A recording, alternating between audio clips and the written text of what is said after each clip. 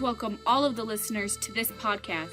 I'm your host, Aimee Stinson, and in this podcast, we are going to talk about the Swiss Bratzeli cookies and how traditions can bring families and people together.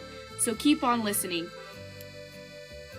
Bratzeli cookies are a thin pressed cookie from the German part of Switzerland. My family has been passing the tradition of making these cookies for many generations. Even if the methods and utensils used for making these have changed, the amount of bonding and memories made have not. The primary ingredients for these cookies are butter, white sugar, brown sugar, eggs, whipping cream, all-purpose flour, salt, lemon rind, vanilla, cinnamon, and pure lemon. But the primary ingredient that is easily tasted while eating is the cinnamon. Usually people eat these cookies with coffee in the morning or with hot chocolate. Making Bratzeli cookies is a Christmas tradition in our family. We gather together and make it a whole day event. Usually me and my mom prepare a couple of batches in advance so the dough can chill before my grandpa comes over. The dough is very heavy and sticky and can be tiring to mix by hand, so we use a sturdy mixer. So first, gather your supplies. We use all-purpose flour, large to extra large eggs. If you use extra large eggs, you need to add a little more flour. Next, cream the butter and sugar. Add the eggs, flavorings, lemon rind, and cinnamon. Add the whipping cream right before the flour. If you mix the cream too much, it'll make the dough not mix right when the flour is added. Add the flour 1 cup at a time until a sticky dough forms. Usually 4 to 5 cups depending on the size of eggs or if the flour is sifted or not. Let the dough chill for a few hours. After those hours, shape the dough into walnut-sized balls and get the assembly line ready. One person controls the iron, and they watch the cookies to make sure they don't burn, which it does if you get talking too much, which usually happens when my mom is there and my grandpa. The old Jura iron was converted from 220 volts to 110 volts, so you have to watch it closely. Once the iron is heated up, you can count to 10 and the pressed cookie is usually done. If the cookie is golden brown, it's perfect. Once the cookie is done, remove it from the iron with a spatula and place it on the cutting board. And make sure to keep your hot pad handy because the iron handle gets really hot. The next person has a cutting board and a sharp knife. This person's job will cut up the cookie in fours and trim the cookie if needed. That's usually my job, and sometimes I secretly steal a cookie every once in a while. Precision and timing is important here because you want clean edges. It also depends on what type of pan you are using. If it is the Jura, you only need to cut it into fourths. Most of the other pans only require you to cut the edges of the circle. If you wait too long to cut the cookie into fourths, the cookies will break and the edges will be jagged. After you are done with cutting, let the cookies cool and stack them for storage in a cool, dry place. During Christmas time, our family delivers plates of Bratzeli cookies to the neighbors each year. The neighbors who tell us they really like them get a bigger plate. The neighbors who don't appreciate them don't get any the next year. Usually we give them something like a bag of kisses and keep the cookies for those who like them. The cookies are special and take a lot of time and effort to make. So we want to make sure that whoever gets them really do appreciate it. One of the most important thing about the Bratzeli cookies is the cookie pan itself. The cookie press we use today is our Jura, and it was passed down from my great-grandma, and it was made in the 1940s. Something special about these cookies is the fact that each side of the press has different unique designs on it. The Bratzeli cookie pan goes back to about the 1500s, and back then they didn't have electricity, and so instead of using the electricity to heat up the pan, they would put the dough on the cookie press and they'd have to cook it on the fire. And when the cookies, one side was done, they would have to flip it to the other side so that all the cookie could be cooked. Everyone thinks that the first pressed cookies and or crackers came from the Catholic Romans. And on these crackers had a flower or the church on one side, and on the other side was a cross. The crackers would be served during communion, which was the sacrament for the Roman Catholic Church. Just like the Bratzeli cookies, these crackers were pressed in a pan also. Over time, the crackers were adapted into a sweeter cookie. Different communities would come up with presses of their own. Usually these irons were made specifically with family crests, special dates, or other celebratory designs. I had the opportunity to interview my grandpa and my mother about their experiences with making these cookies and maybe how it's changed from when they made the cookies to when I'm making the cookies. First, we'll hear from my grandfather, Ronald Nelson. After his interview, we will hear from my mother, Kimberly Stinson, and how her experiences are different.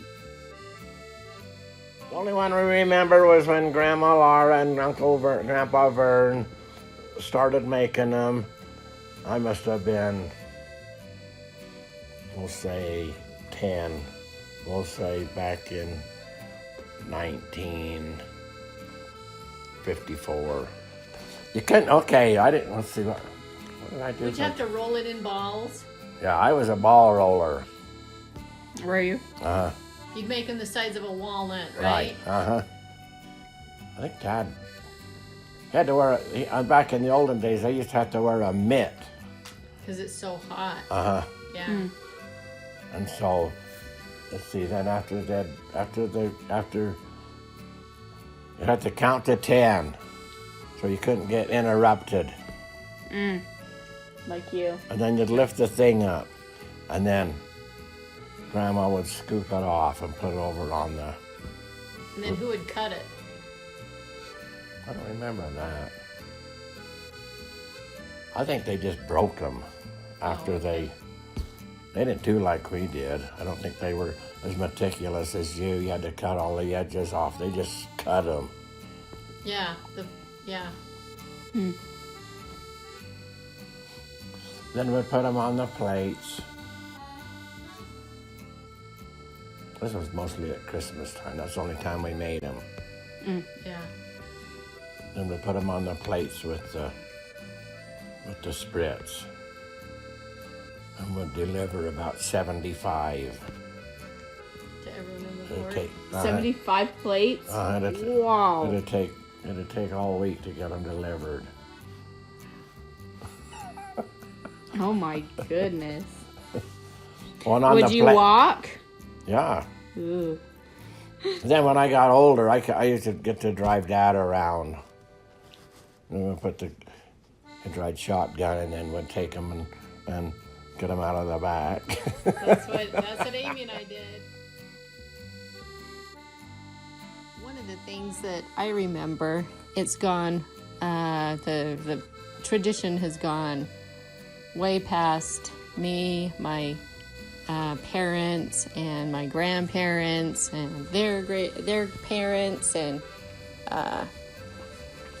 but mostly what I remember is making them with my grandparents with the old Bratzeli machine, and we would get together, or if I would stay over at Grandma and Grandpa's house, they would be making them. It was important for my grandparents to carry on the tradition to their family, grandkids, children, because the family was proud of their traditions, and we're always hoping we could carry them on from the Swiss heritage that we came from. So, my rule, or my job, was to, I was the one in charge of cutting and stacking the cookies when they were done. My parents, they would make the dough, usually by hand, and roll them into balls the shape of walnuts, about that size. And then they would freeze them overnight, because our Bratzeli iron, one of the older ones from Switzerland, tends to cook these in a very hot electric iron grill, specifically of Switzerland. I have carried on the tradition for my children, and we have my children's grandpa come over with the kids to carry on the tradition, which the tradition is to give the cookies out specifically for Christmas time to all our neighbors. And that's pretty similar to what we do now as to what we did back then. And the recipe really hasn't changed.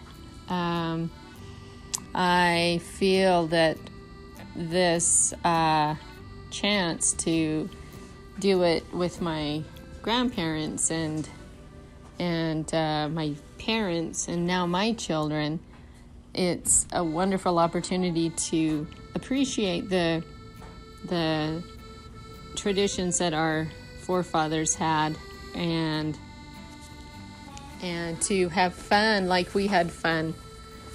In fact, I grew a lot closer with my grandma and grandpa, who made the cookies, and just it brings traditions and families and the pride that goes into them, knowing that you have an original recipe, and that's an important one. I would definitely say I've become a lot closer to my dad by making these cookies, and I think he's proud of me to want to carry on the tradition. It's a fun process, and we go to deliver them to the neighbors, and if the neighbors don't like them, they don't get any for the next year, because they're way too demanding to make. Those that really loved those cookies, we give them extra the next year. I also grew close to my grandma because she'd have us come over as children and taught us to cook at a young age. She had little aprons for us to wear, and she was a very down-to-earth grandma. It brings back so much joy in my life that I want to continue that tradition with my children, because it's such an important one. And I will continue to make these and hopefully have that tradition with my children for the near future. Having this tradition of making cookies in my life has really helped me form a stronger bond with my grandpa. I will pass on the tradition to my kids, and I hope that they will enjoy making these cookies as much as I do. Even if it's a small tradition, such as getting pizza every Friday or having dinner with your family on Sundays, traditions help to bring people together and create lasting bonds. Once again, I'm your host, Aimee Stinson, and thank you for listening.